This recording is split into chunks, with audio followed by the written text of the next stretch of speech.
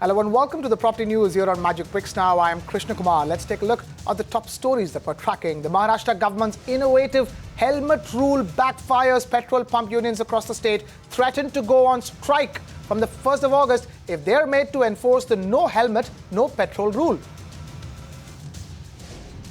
In Delhi, the auto taxi unions' strike against Ola Uber enters day 3 and the blame game continues. Now, Union Transport Minister Nitin Gadkari writes a letter to the unions squarely blaming the AAP government for the mess. Magic Bricks Now gets you an exclusive copy of that letter.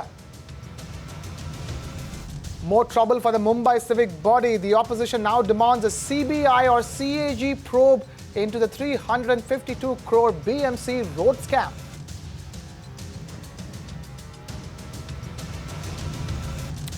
Starting with our big focus, the Maharashtra government's no helmet, no petrol rule. In what can be called an innovative plan to impose the helmet rule on motorists, the state government is proposing a rule which will bar petrol pumps from selling fuel to bikers without helmets. The rule, set to roll out on the 1st of August, has received flack from petrol pump unions across the state.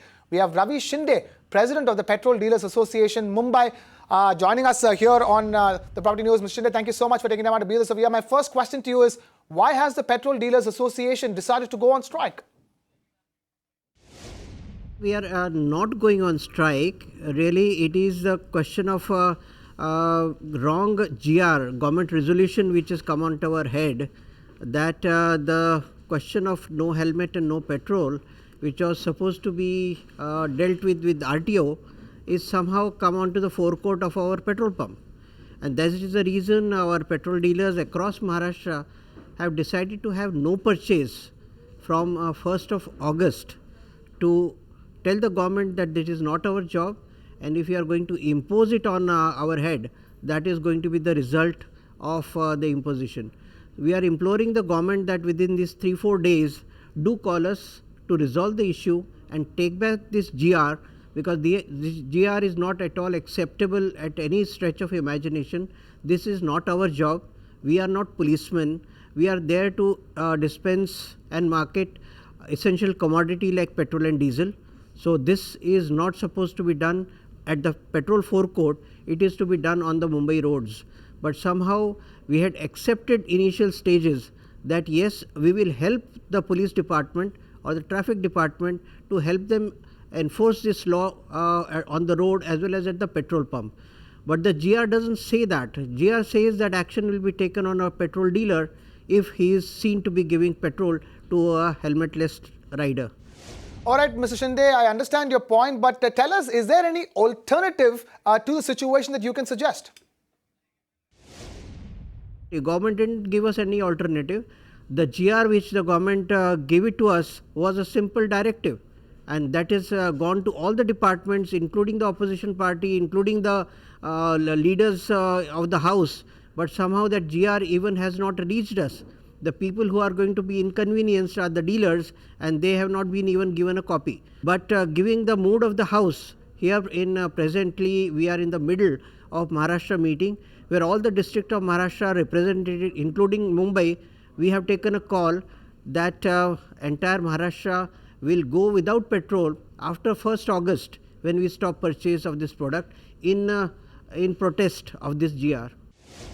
All right, Mr. Shinde, I wanted to understand this as well. Tell us, how exactly will this policy affect the petrol dealers? Alternatively, already there was a pilot project in Mumbai at 233 petrol pumps, which was to kick in on 1st of August, where 2 policemen were to be stationed at each petrol pump, and then when the helmetless driver comes in, he was to be told that no petrol will not be given to you, or to give an option of purchasing a helmet there and then see to it that he got a petrol. But it seems that government is hell-bent upon punishing the petrol dealer rather than the helmetless rider. And quickly, before we let you go, tell us, do you see petrol sales going down because of this rule?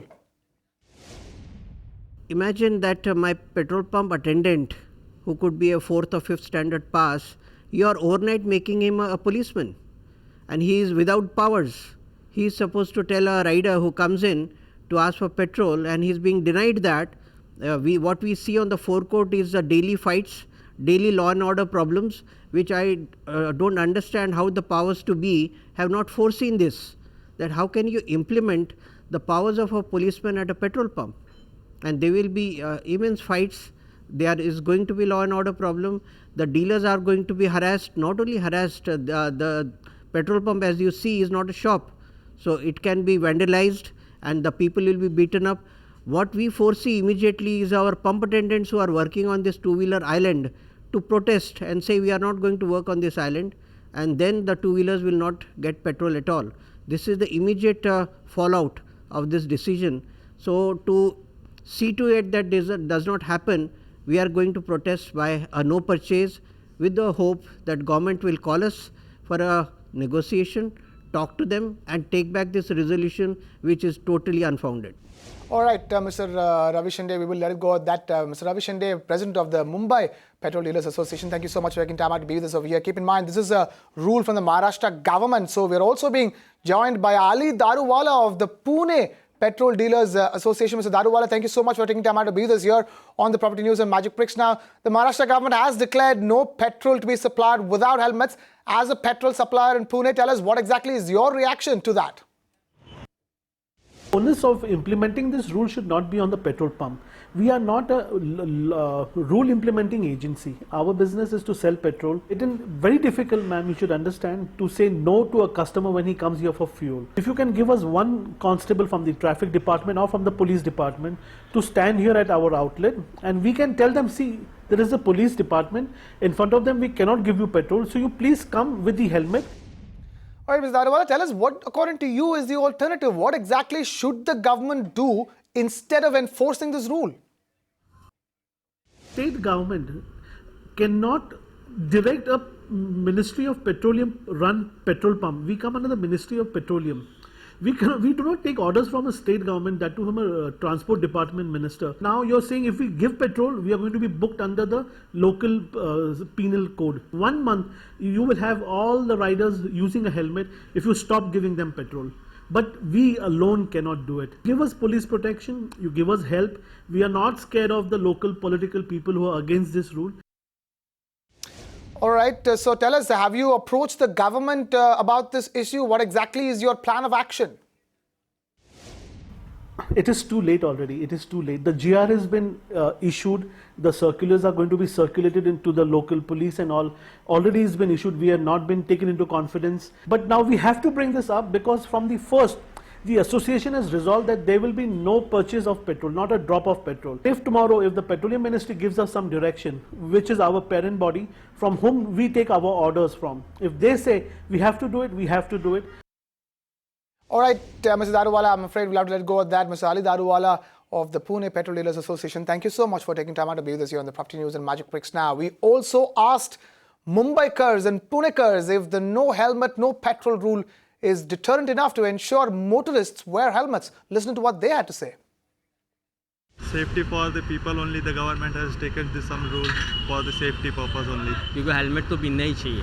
बिना helmet से कोई public तुम road पे गाड़ी नहीं चला सकता है. उसका मतलब पेट्रोल पंप पे तुमने हेलमेट नहीं लिया तो मतलब रोड पे भी तुम बिना हेलमेट में यूज़ करो. मेरे लिए बोलता अच्छे करने के लिए, किधर जाएंगे एक्सीडेंट हो जाएगा तो उसके लिए मेरे लिए अच्छा होता है. बात तो बराबर बोला मैंने. गलत किए. अगर किसी के पास हेलमेट नहीं रहेगा तो उसको पेट्रोल नहीं मिलेगा. गलत है ना ये. Obviously it is justified because this is our safety. This is because for our safety government is doing something which is good for the public, and if we are not obeying the rules, it is our bad only. So we have to wear helmets. Bike needs petrol and we need helmet. Helmet पहना तो अच्छी बात है. Accident होता तो बच सकते कदाचित. सबने रूल फॉलो करना तो चाहिए. क्योंकि अगर ज़रूरी थोड़ी ना कि हेलमेट लेके पेट्रोल ले सकते हैं. हेलमेट अटका हुआ है, ज़रूरी थोड़ी ना कि पहनना ही चाहिए हेलमेट. अगर बाइक पे रखा हुआ है फिर भी पेट्रोल देना चाहिए. ऐसा ज़रूरी नहीं कि हेलमेट पहना हुआ रहेगा तो ही पेट्रोल देने का. Some ways they are right. They are doing good thing for people like who ride bikes like in a rough manner. But we don't ride like that. Now, keeping it with the state of Maharashtra, opposition parties are demanding a CBI or CAG probe into the 350 crore rupee BMC road scam. Leaders allege that the BMC is not doing its job properly. My colleague Disha Shah, who tracks the BMC, gets us more details in this report. Take a look. That's right, Krishna. Opposition parties in the Maharashtra Legislative Council on Thursday have demanded an CBI inquiry into the BMC road scam, which is worth 352 crore rupees. In fact, the issue was raised by senior Congress member Narayan Rane, where he alleged that the scale of corruption in the civic body has gone beyond 9,000 crore rupees in the last 3 years alone. And he also demanded that government should reveal names of the politicians as well who are involved with these tainted companies that receive contracts. In fact, keeping in view with all this, he also said that the government should transfer the inquiry to the CBI probe so that detailed and proper probe can be undertaken. And in fact, also the leader of opposition, Dhananjay Munde, challenged the government to hand over the audit of BMC Road Department to Comptroller and Auditor General, which is also called as SAG. And responding to all of the demands, Minister of State for Urban Development, Ranjit Patil, said that the inquiry is already on. He also said that currently there are around 200 road works which are being examined to find out if the contractors have built substandard roads. Until now, he said that 5 have already been investigated and major irregularities have been found in that report. He also said that if required, then it will be transferred to the CBI and SAG will be asked to conduct an audit as per the procedure. Disha Shah there getting us more details on the opposition party's demand for CBI or a CAG probe into the 350 crore rupee road scam. Thank you so much for that, Disha. Moving on away from Maharashtra to the national capital, which stayed crippled for the third straight day as auto and taxi unions refused to call off their protests against app-based cab services like Ola and Uber. While auto drivers and cab drivers have only intensified their agitation with every passing day, the AAP government seems clueless on how to tackle this crisis. The members of these unions also met with Union Transport Minister Nitin Gadkari, who replied with a stinging letter. In fact, the Magic Bricks now accessed the minister's letter where he squarely blamed the Delhi government for the mess that's going on. Caught in the crossfire were commuters who were again left stranded in the national capital. Magic Bricks now asked, will Chief Minister Arvind Kejriwal get his act together? Now, let's take a look at some of the reactions we've gotten from Delhi. कुछ auto वाले हैं जो ये चाहते हैं ऐसा कि strike हो, ठीक है, मगर सीधी सी बात है स्ट्राइक करके ये अपना ही नुकसान कर रहे हैं। जायज़ सी बात है, अपना ही नुकसान कर रहे हैं ना। ये तो ओला उबर ये जो आई हैं कंपनियां, ये जिन्होंने 6 रुपये किलोमीटर पता नहीं 7 रुपये किलोमीटर इसको चलवा रखा है, तो इससे हमारे को काम में तो फ़र्क पड़ा है, ये नहीं काम में तो फ़र्क पड़ा है हमारे को, मगर इस हड़ताल का इससे कुछ समाधान होगा नहीं। इससे बहुत परेशानी हो रही है हमें। छोटा शॉर्ट डिस्टेंस ट्रैवल करना होता है तो ना ऑटो वाला विलिंग है जाने के लिए, ना ही कोई ओला उबर कैब वाले विलिंग है, बिकॉज दे आर सेइंग कि ऑटो वाले हमारे ऊपर अटैक्स कर रहे हैं और हम लोग चला नहीं सकते हैं गाड़ी, इसलिए हमें बहुत प्रॉब्लम झेलनी पड़ रही है इसकी वजह से। पीक आवर्स में भी बहुत रश है मेट्रो में, बिकॉज सभी लोग मेट्रो से ट्रैवल कर रहे हैं in the absence of autos and Ola. गांव से आता हूँ, मैं मेट्रो से ट्रैवल करता हूँ और रश ऑलमोस्ट डबल हो गया है जब से स्ट्राइक हुई है। सबसे बड़ा प्रॉब्लम क्या है कि जो आसपास में शॉर्ट डिस्टेंस कम्यूट करना है उसके लिए कोई जाने के लिए तैयार नहीं है, और मेरे को लगता है कि ऑटो वालों को भी ये समझना चाहिए कि ओला उबर भी उनके ड्राइवर भाई हैं जिनके अगेंस्ट वो स्ट्राइक कर रहे हैं, तो थोड़ा सोच समझ कर स्ट्राइक करें। कॉमन मैन को क्यों परेशान कर रहे हैं, उनकी लड़ाई सरकार से करें। मुझे ये लगता है कि दिल्ली सरकार के पास मेजॉरिटी तो बहुत है, लेकिन हर चीज़ के लिए प्रॉब्लम का सॉल्यूशन उनके पास कुछ नहीं है, हर चीज़ के लिए वो सेंटर को ब्लेम करते हैं। मेट्रो में तो रश ऑलरेडी ओवर क्राउडेड रहता है and after this it is getting worse and worse. और अभी भी शॉर्ट डिस्टेंस के लिए जैसे जनपद जाना है अभी हमें, तो हमें we are waiting for the auto. Government से यही मांगे कि जल्दी से जो भी इशू है वो सॉर्ट आउट करें और पब्लिक को परेशान ना करें। ऑटो टैक्सी की वजह से 1 घंटा हो गया, कोई सवारी यहाँ से नॉर्थ एवेन्यू बहुत पास में ही है, वहाँ तक के लिए कोई सवारी नहीं मिल पा रही है। हर ऑटो वाला कह रहा है कि 100 रुपये दे दो, 200 रुपये दे दो, वरना तो मेरे जो है स्कूटर वाले तोड़ देंगे। Now, my colleague in New Delhi, Deepa Rana, also caught up with the auto drivers' unions to hear out what they have to say on day 3 of the strike. Listen to that. I've been joined by the auto rickshaw union today. They have just met with the Union Transport Minister Nitin Gadkari. Rajendra Soni ji, आप अभी मिलकर आए हैं, क्या meeting में decide हुआ? Meeting में ये डिसाइड हुआ है मैडम, हमने नितिन गडकरी जी से प्रार्थना करी है ओला उबर कंपनियों के ऊपर बैन लगाओ। उन्होंने साफ कह दिया ये राज्य सरकार का मामला है, मैं लिखित रूप में दे रहा हूँ, केंद्र का कोई लेने देने है, वो लिखित रूप में हमें हमारे को मिल जाएगा।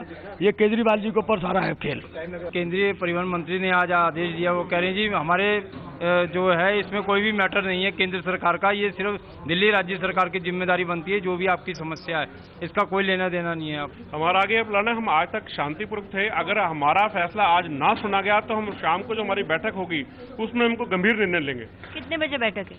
हमारी बैठक शाम को 6 बजे है अपनी पदाधिकारियों की। उसके अंदर हमारे साथ ट्रक वाले भी आ रहे हैं, टेम्पो वाले भी आ रहे हैं, बस वाले भी आ रहे हैं। हमारे एक संगठन उठा है, उन्होंने हमें लिखित आश्वासन दिया है कि आप लोग जो भी कार्य करेंगे हम दिल्ली के अंदर ना पानी आने देंगे, ना दूध आने देंगे, ना सब्जी आने देंगे। हम लोग दिल्ली को बिल्कुल सील कर देंगे। This is what the auto and taxi drivers are demanding. Today they have met the Union Transport Minister, Mr. Nitin Gadkari, who has cleared that this is a matter of state. It comes under the state government, it comes under the Delhi government, and it is only the Delhi CM Arvind Kejriwal who can now take a call on whether the auto and taxi strike will continue or not in Delhi. This is Deepa Rana reporting from Delhi for Magic Fix Now. Away from national capital New Delhi and back to Maximum City, where Mumbaikars have come together and demanded the scrapping of the Mumbai Development Plan 2034. Now, this protest comes a day before the deadline to submit objections and suggestions. And in fact, the citizens are demanding an extension for that deadline to submit suggestions, as they feel that the BMC has not done its job properly with the development plan for the 4th time in a row. My colleague Disha Shah caught up with those protesting citizens. Take a look at this.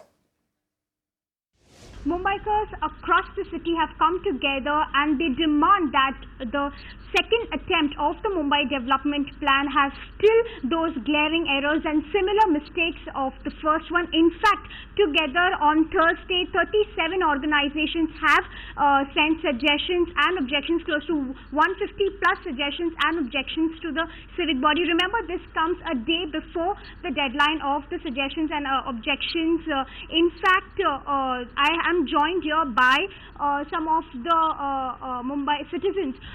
So, what, as a citizen, as an NGO, what is your demand, one demand to the civic body? All the corrections that we have suggested, be it on principles, be it on flaws on the demarcation on the development plans or the DCRs, need to be corrected, and it will of course be published after the planning committee. We hope that the planning committee of the BMC takes cognizance of all our suggestions and they republish it, which will of course be republished under MRTP, and again we are given a chance to look at it. Well, I would like to see that all the environmental issues that I have raised at least find mention in the plan, because none of them have been addressed at all, whether it is trees or noise pollution or raw material sourcing. Nothing has been considered at all. We have just been given a whitewash. Why do you think that, what is BMC actually getting wrong for the second time as well? Well, they are not looking at the problems of the last DP of last 20 years. You know, this is a very good opportunity to correct those problems and issues, especially for SRA and for affordable housing and even for redevelopment of societies. There are so many rules and regulations which are just carried forward. So it is not going to help us. We want a recall of the DP because it has been prepared without the preparation of, without considering the coastal zone management plan maps, which are mandatory for every coastal city. And without the maps in hand and without a valid authorization, the BMC should not have proceeded with the DP. So we are demanding that the DP be recalled. But I think my personal view is, and what we've been discussing in the Abhiyan, is that this version of the development plan has been a good step forward.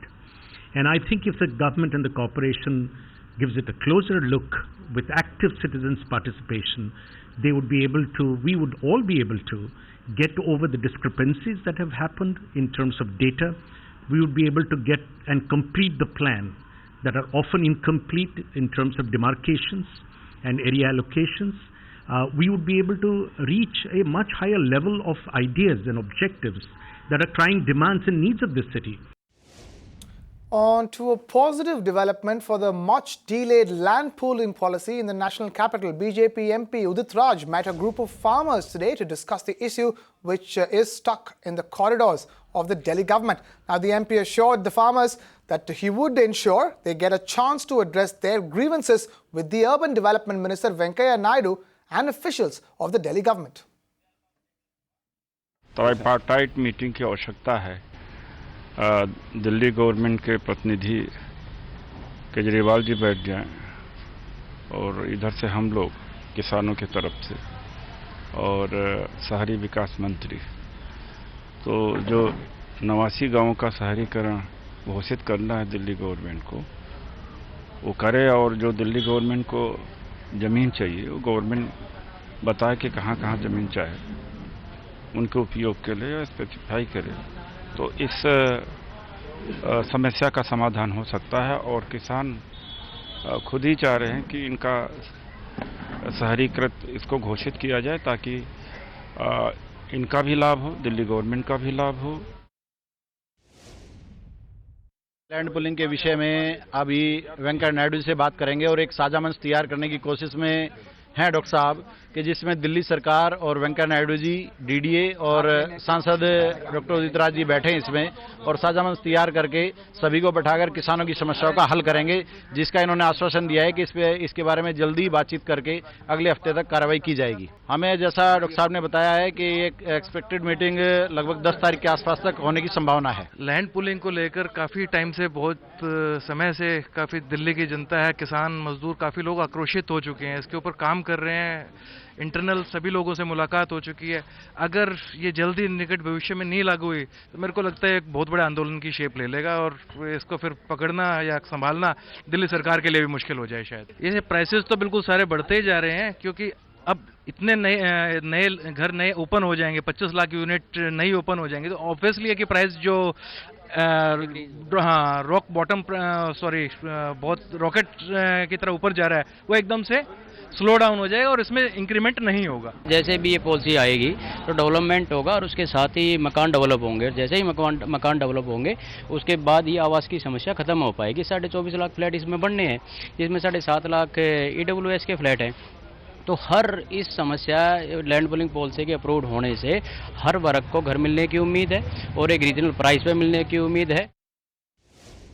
Alright, away from all of that, let's now talk about interiors. So far, we've shown you interiors that are traditional, modern, contemporary and futuristic. But what if you'd rather have some regal instead? Well, if you want to add a dash of royalty to your home, then here's a slice from this week's episode of The Interior Show, where Magic Bricks Now's Aditi Singh caught up with the Mohammadi Sham, owner of SRGs, to learn how royal families add that regal touch to their palaces. Take a look. Also, what I noticed was that light over there looks extremely old and looks like you've actually got it from a ship. It is actually a ship light. There is a place in Gujarat called Alang, which is a very famous place. A lot of people know about it. Yeah. And a lot of old ships come and the ships get broken down. Okay. And we go there and buy a lot of ship material from there. This would last for another hundreds of years and nothing would happen. Oh my God. And how about the price of that? This is 40,000 rupees a light. Okay. That's rare and it's not as expensive as a rare object would be. This is really intriguing. Yeah, this is a chair which I picked up in Lucknow. It's around 40-50 years old, but it's like a nice throne chair. Yes. So the shape and the size and must have been made for a much bigger and stronger, powerful person or whatever. But it has a very nice feel. Wealthy person or a from very the wealthy looks person. of it, Yes, it seems yes, like that. It could be, yeah. So, and what is the work done on it? This is a bone inlay work, and this is actually originating in Punjab.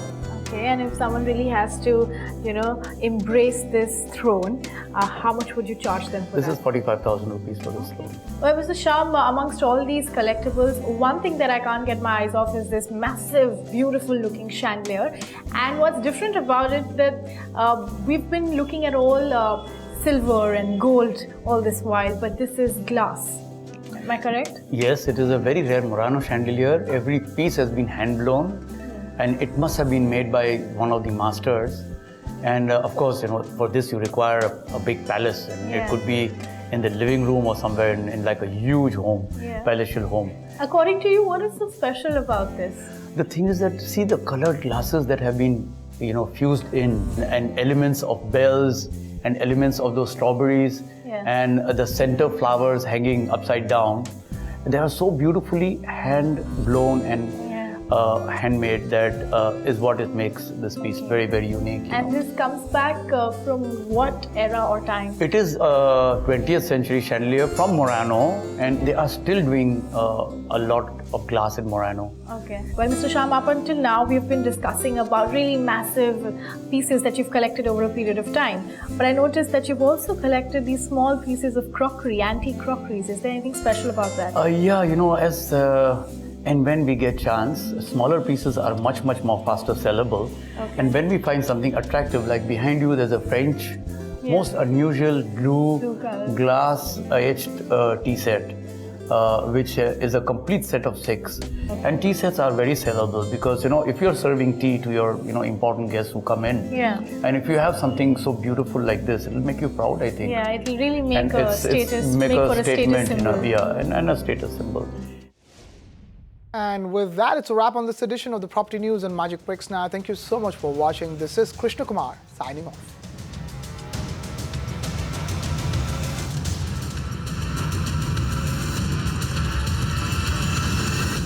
You can watch live TV on our website mpnow.in. Find us on Facebook at facebook.com/magicbricksnow. And don't forget to click the like button. You can also follow us on Twitter at Magic Bricks Now. To stay updated with all our programming, hit the subscribe button on our YouTube channel by logging on to youtube.com/magicbricksnow.